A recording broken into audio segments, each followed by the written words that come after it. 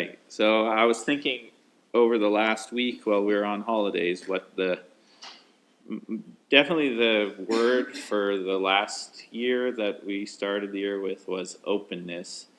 And I think that the word for 2018 is going to be insight. And we'll talk about what that means for the offering in the class, and then you'll do a practice. Sounds good? I had all these ideas of what the word should be, like in my intellect. And then over the last couple days, this word insight kept showing up. And so sometimes thinking isn't the best way. You just let it arise rather than try and force it with your thoughts, you know. So I guess a good place to start in the conversation about this word is, what does the word insight mean? Any thoughts? What do you think? It's a simple word. Yeah, inner vision. It means to gain accurate or deep intuitive knowing. To have insight, to gain accurate or deep intuitive knowing. And we'll discuss it a little deeper. But this is really what we're interested in, having this bricks and mortar space, Dharma Temple. We're interested in gaining insight or deep intuitive knowing. And how you get that, like the method in which you obtain it, I'm not really all that concerned with. You understand? Like what club you're in, what type of yoga, what belief system you subscribe to. It actually doesn't matter, as long as you gain insight from the techniques. That's it. You know. And the deep intuitive knowing of yoga means union with God. But God is a tricky word, so throw that one away if you struggle with it, and replace it with you. You understand? Because God is not something outside of you. It's not like we're down here and God's up there. It doesn't work like that. So insight is really about connecting to the best version of yourself. And we're interested in effective techniques to strip away the BS. You know what BS stands for? Bullshit is one, and the other is belief systems. You know, if you see past the belief systems, like a yogi, a sage, that's what a yogi is. It's not somebody who's flexible. A sage, a yogi, is able to see beneath the surface of what's going on here. Belief systems are on the surface. I'm a this and you're a that. You know, it's all a social construct. Gender is a social construct. Religion is made up by the intellect. You know, it's not saying those things are bad. They may help guide you to you. You identifying as feminine or masculine, or a this or a that, or you know, whatever. It's not bad, but it's the surface. You know. I think about how we have a 5-year-old, so when I raise my daughter, I don't think of her as she's a little girl and this is how a little girl is supposed to behave. I don't raise her like that. I try to pay attention beneath the surface of the social construct. Who is she and how can I support her to be that? You know, and if she likes conventional girl things, quote unquote, then great, good for her. And if she doesn't, then great, whatever. Just be you. It's the simple teaching, right?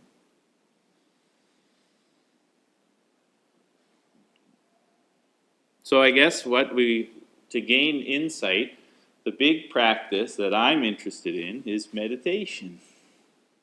That's really effective, meditation. But you have to think about, what is meditation? Like people say, oh, I can't meditate. All the time. If I tell them, oh, I teach meditation primarily. Oh, I can't meditate. I tried that. It didn't work. You know. And you sit there and you think, okay, something is supposed to happen. It doesn't work like that. That's not meditation. That's sitting there. You know. The big question to ask to answer what is meditation is, where does it come from? Do you know where it comes from? The ability to concentrate. That's where it comes from. Do we have any issues in this society today with the ability to concentrate? Just a little bit, right? That's why you ask somebody if they can meditate, they say no. What they're saying is, I can't concentrate. I don't have the ability to concentrate. We see a big problem with that with young people. When the grown-ups can't concentrate and the kids can't concentrate, the grown-ups can't handle the kids not being able to concentrate, so they drug the kids so they can get some peace. Well, eventually that BS is going to come out. You can't hide. We'll just hide it over here, stuff it under the rug for a bit, and then everything will be fine. Does that work? You try cleaning your house like that? Just hide it in another room? Eventually that mess starts to push its way out of the storage closet onto the living room floor. You run out of space, you know? So meditation comes from concentration. And you can train yourself to concentrate. And if you train yourself to concentrate, you'll experience meditation. And meditation is the ability to listen to you. That's it. Some people think, I'm supposed to just sit here and not think. It doesn't work like that. It's like sifting through the thoughts. And every so often you have like an epiphany, or some of them are really small. Like, the word for 2018 should be insight. That comes out of meditation. But if I was sitting there trying not to think, I might miss that. And then amongst all of the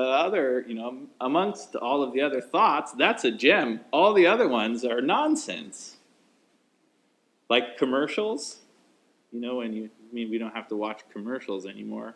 My daughter, when she goes to her grandparents, they have cable television, and it's such a foreign concept, she says strange things like, I love the commercials. When I was growing up, when the commercial came, you went and changed the laundry, get a drink, go to the bathroom. You don't watch that shit.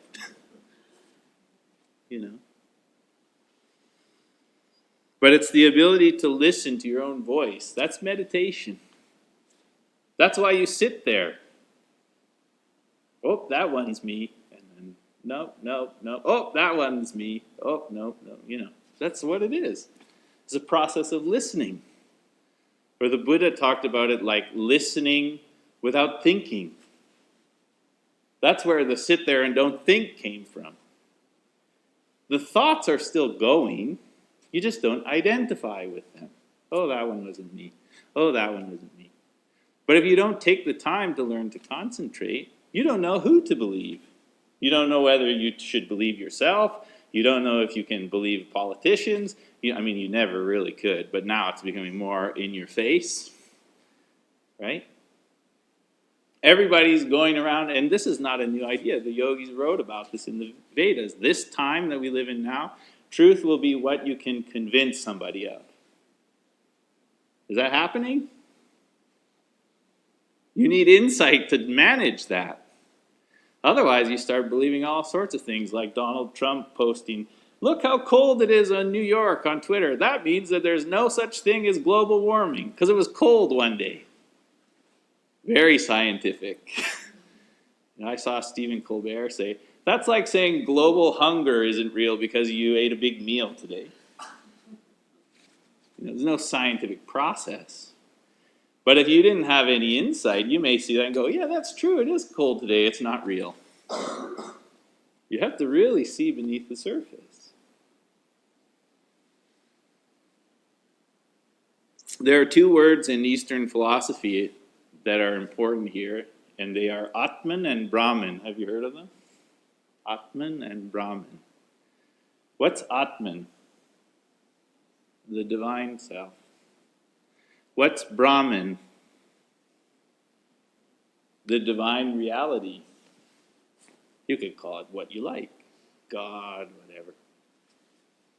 Are we clear? Atman is the self. Brahman is the divine reality. And I'm very interested in my teaching in non-dualistic theory.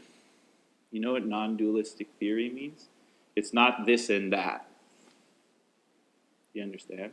Like, it's not the self is over here and the Brahman is over here. I'm over here and God's over there. It's dualistic. I'm interested in non-dualistic thought, that there is no separation between the two. So no separation between the two means, is there any difference between God and self? No, they're the same thing. Or you could flip it and say that if there's no difference between the God and there's no difference between the self, is there a God? Some Buddhists would say no. And there's no self either. It's the same thing, just dressed up in drag in a different way. There's either God and self and they're the same, or they cancel each other out. I watch football, right? If both teams get a penalty, what do? There's no penalty. That's what they do. Bringing football into the Buddhist teachings this morning. I try and sneak them in there when I can. What I'm trying to say is they both make sense. So there's so many ways to relate to it. You could be an atheist. You could be an atheist Buddhist. You could be somebody who believes in God. It doesn't matter. Because what is that? It's the surface. Somebody asked the Buddha one time, who's closer to enlightenment? The person who sees the divine growing in the flower, or the person who just sees the flower? That's a good question. You know what the Buddha said? The person who just sees the flower. And the student looked perplexed, just like some of you. And you know what he said? The reason why is the person who just sees the flower is still open. The person who sees the divine in the flower has already decided intellectually what the divine is. He doesn't say that one's wrong and that one's right. They're both right. But the openness is what's closer to, like the previous word, openness, 2017 word. That's really what you're interested in. Now, the challenge with openness is if you're open and you don't have insight, what happens? You get taken advantage of. Right? You get too trusting. You don't have any boundaries. Have you experienced that? Like you go, this is where I live my life. I'm in here, I'm doing yoga, everybody's nice and taking care, and then I go home to see family in the US for the holiday, and I'm like, what the hell is going on? Like watching what people eat and consumption and madness and fighting, and I'm just like, I forgot this was out here. I mean, I knew it was there, but I get to sort of pretend a little bit. You know. But if you are just completely open, it's exhausting to be around that. And the idea here with what we're working on in this space is not to feel that overwhelm and then check out, but to lean into it. You're going to have insight to do that. And openness. So we're not saying that you should believe in God or you shouldn't believe in God. Some devotional techniques may assist you in listening to your own voice. Chanting, and reading about whoever, Hanuman or whatever you like. I know you like Hanuman. But for somebody else, those devotional techniques will take them away from their own voice. It's neutral. It depends on your karmas, what you experienced in your life. If I say to you, you're an atheist who's starting to understand this stuff, and I say, just pray to Hanuman and everything will be okay. Did I serve that person? No. I just completely ignored what's going on with them and gave them the wrong order. You know, like in the restaurant or something. You ordered this and I gave you that. Depends on your conditions or karmas.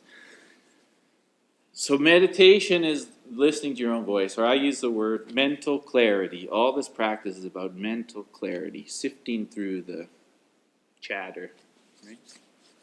Patanjali said that yoga is chitta vritti nirodha. Yoga is the ability to see through the noise inside your head. That's what it is. This is not a new idea, something that I came up with over coffee before I came here. It's yoga teaching. So mental clarity. Look at nature and your relationship with nature as a human. You're part of nature, even though sometimes we try and deny that. Your body is a piece of earth and fire and water and air and ether, space between all of that, right? It's earth. It's part of nature. The realm of the intellect is what tries to convince you that maybe you're not. Like if you really get stuck in your head, you get disconnected from what? Your body. Right?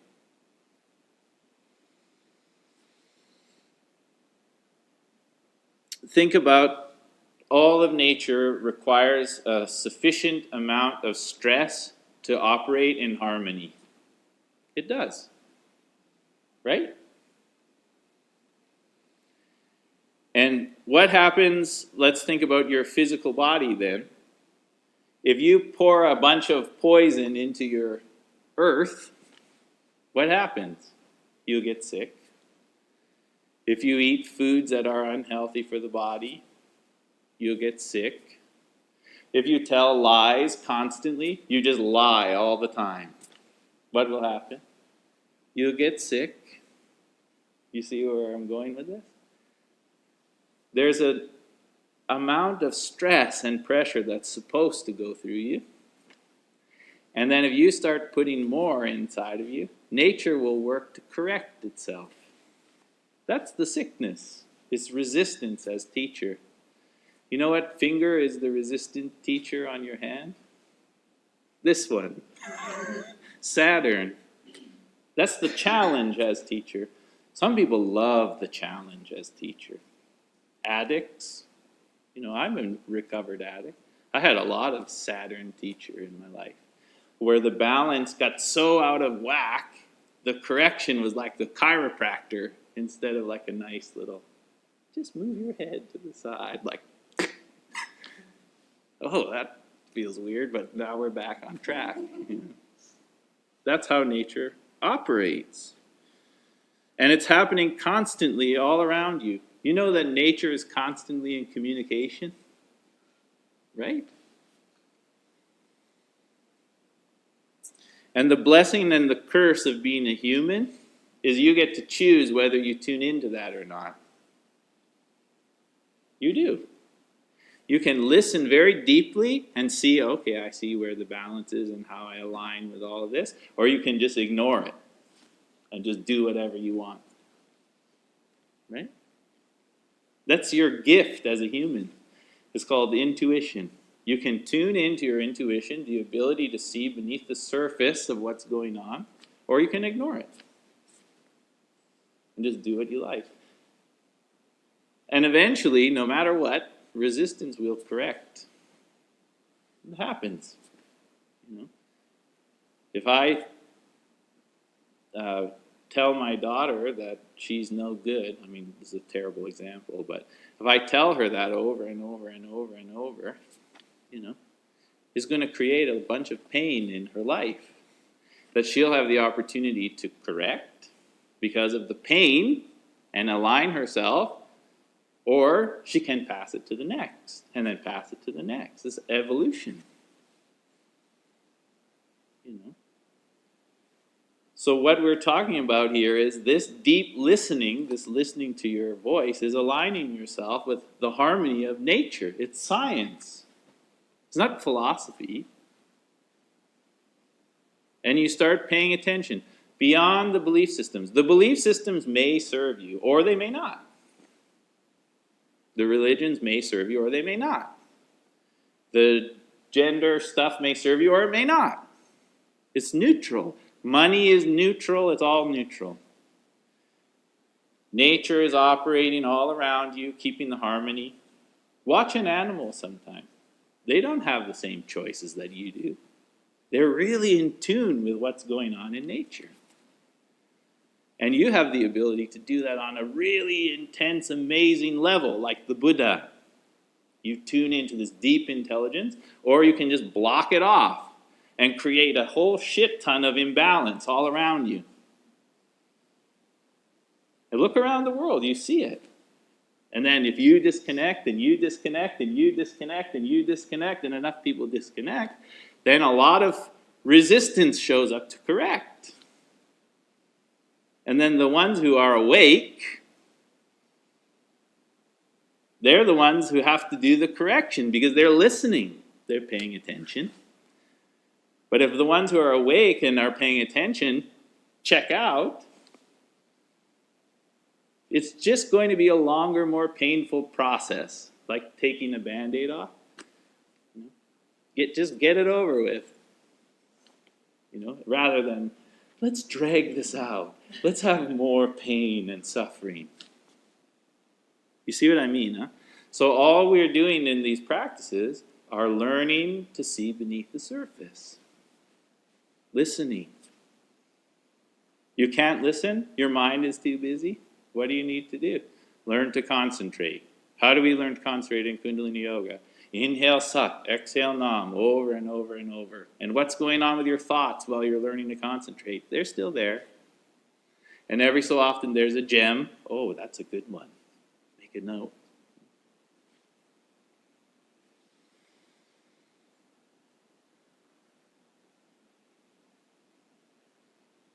And this insight comes in so many different practices. The Buddha said eventually you should be meditating without meditating.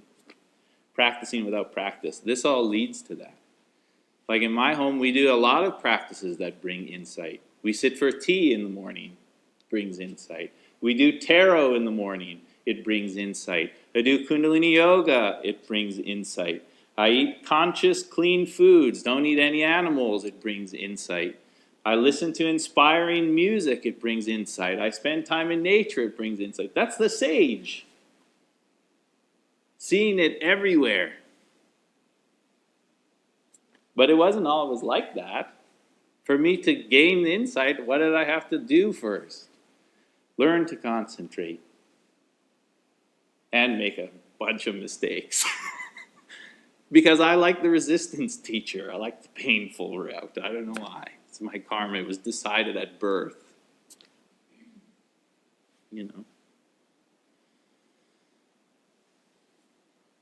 And spending time with other people who are on the path with you, you gain a lot of insight from that. The Sangha, or your teacher, or study the... Have you heard, I forget who said this saying. If you know, you can shout it out. But it said, seek what the masters were seeking. You don't seek the master. I'm not seeking to bow to a statue made out of steel. I don't put the Buddha on the altar so that I can bow to some supreme being that's greater than me. I'm the Buddha.